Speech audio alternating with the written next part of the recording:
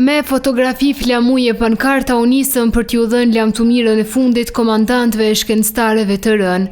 Këta mira qytetar u bën bashkë në qendrën e Teheranit të shtunën për të nisur në funeralin shtetëror për të nderuar oficerët më të lartë të Gardës Revolucionare Islamike dhe specialistët bërthamor iranian, të cilët u vranë nga Izraeli.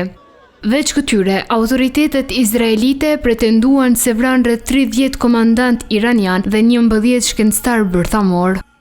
Derisa arkivolet e oficerëve të vrarë kalonin mes turmës, rrugët u shtonin nga thirrje kundër Izraelit, por edhe Amerikës, e cila u dha goditjet vendimtare me të cilat i detyroi në armëpushim.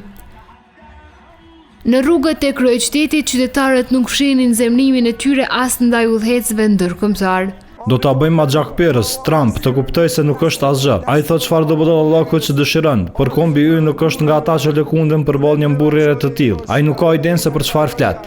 Në këtë funeral nuk u pa i pranishëm lideri iranian Ayatollah Ali Khamenei. Dalja e tij e fundit publike që me 11 qershor, 2 ditë para fillimit të armiqësive mes Izraelit, kur u takua me parlamentarët.